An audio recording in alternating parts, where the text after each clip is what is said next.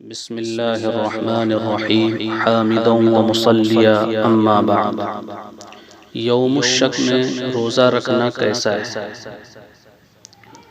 پہلے یہ سمجھیے یوم الشک کہتے کسے ہیں؟ اگر 29 شعبان کو مطلع صاف نہ ہو، آسمان ابر آلود ہو، یا گہرا غبار ہو، یا تیز سرخی ہو جس کی وجہ سے چاند نظر نہ آئے، تو اگلا دن یوم الشک ہے، یعنی شک والا دن ہے۔ کیوں؟ اس لیے کہ اس میں دونوں احتمال ہیں۔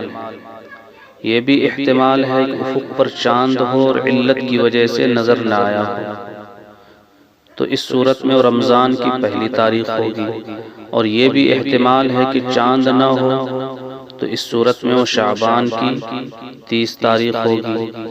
اس لیے یہ یوم الشک ہے، یعنی شک والا دن۔ اسی طرح ایک شخص نے رؤیت کی گواہی دی لیکن وہ فاسق تھا، جس کی بنا پر اس کی گواہی قبول نہیں کی گئی، لیکن اس کی بات میں سچائی کا تو احتمال ہے، اس لیے آئندہ دن یوم الشک ہے، شک والا دن ہے۔ لیکن اگر کوئی علت نہ ہو تو بالیقین آئندہ دن شعبان کی 30 ہے، یوم الشک نہیں ہے۔ یوم الشک میں روزہ رکھنا ممنوع ہے۔ حضرت صلہ بن زفر کہتے ہیں کہ ہم عمار بن یاسر رضی اللہ عنہ کے پاس تھے، آپ کی خدمت میں ایک سالم بھنی ہوئی بکری لائی گئی۔ حضرت عمار نے فرمایا کھاؤ۔ ایک صاحب پیچھے ہٹ گئے اور وہ کھانے میں شریک نہیں ہوئی۔ انہوں نے کہا میرا روزہ ہے۔ حضرت عمار نے فرمایا جس نے یوم الشک کا روزہ رکھا اس نے ابو القاسم کی مخالفت کی۔ ترمذی شریف کتاب الصوم باب ما جاء فی کراہیت صوم یوم الشک۔ یوم الشک میں روزے کی ممانعت اس حدیث کی اقتضاء سے ثابت ہوتی ہے، کیونکہ انہوں نے اس صحابی نے فرمایا کہ جس نے یوم الشک کا روزہ رکھا اس نے ابو القاسم کی مخالفت کی۔ اس کا مطلب یہ ہوا کہ حضرت نبی کریم صلی اللہ علیہ وسلم نے یوم الشک میں روزہ رکھنے سے لوگوں کو منع فرمایا تھا۔ الغرض یوم الشک میں روزہ رکھنا اس حدیث کی بنا پر ممنوع ہے۔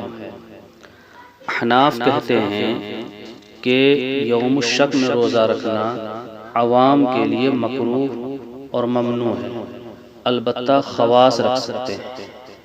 اب اگر اتفاق سے وہ رمضان کی پہلی تاریخ ہو تو یہ روزہ فرض ہو جائے گا، مگر ضروری ہے کہ یوم الشک کا روزہ نفل کی نیت سے رکھا جائے، رمضان کے روزے کی نیت سے نہ رکھا جائے، رمضان کا کوئی تصور نہ ہو۔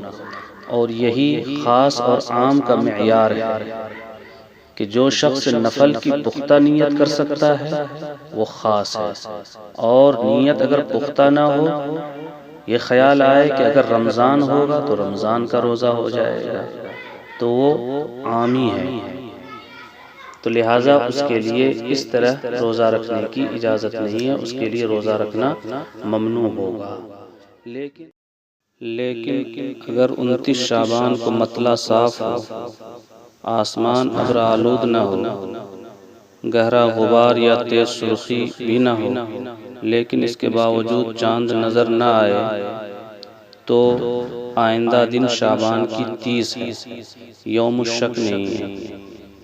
لیکن اس دن میں بھی روزہ رکھنا منع ہے، کیونکہ نبی کریم صلی اللہ علیہ وسلم نے رمضان سے 1-2 دن پہلے سے روزہ شروع کرنے سے منع فرمایا ہے، جیسا کہ حضرت ابو ہریرہ رضی اللہ عنہ سے مروی ہے کہ نبی کریم صلی اللہ علیہ وسلم نے ارشاد فرمایا لا تقدموا شہر رمضان بصیام الا ان یوافق ذلك صوما کان یصومه احدکم۔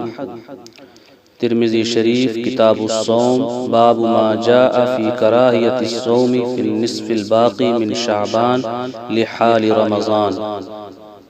حضرت نبی کریم صلی اللہ علیہ وسلم فرماتے ہیں کہ کہ رمضان سے آگے نہ بڑھو روزوں کے ساتھ، مگر یہ کہ اتفاقاً ایسا روزہ آ جائے جس کو تم میں سے کوئی رکھا کرتا ہے، یعنی اگر کسی کا معمول ہو پہلے ہی سے اس دن روزہ رکھنے کا، اور وہ دن جو ہے 30 شعبان ہے، تو ایسی صورت میں روزہ رکھنے میں کوئی حرج نہیں ہے، اس کے لیے اجازت ہے۔ لیکن کسی کا معمول نہیں ہے، وہ جو ہے اس احتمال میں روزہ رکھتا ہے کہ اگر آج رمضان کی پہلی تاریخ ہوئی تو رمضان کا روزہ ہو جائے گا، ورنہ نفل روزہ ہو جائے گا، تو اس طرح نیت کے ساتھ روزہ رکھنا منع ہے۔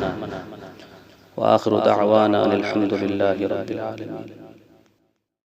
ایک گزارش، اگر آپ قرآن و حدیث کی تعلیمات کو عام کرنا چاہتے ہیں اور اس کام میں شریک ہونا چاہتے ہیں تو آپ ہمارا تعاون کریں، ہمارے چینل کو سبسکرائب کریں، احباب کو ترغیب دیں، اس کو لائک کریں اور خوب سے خوب شیئر کریں۔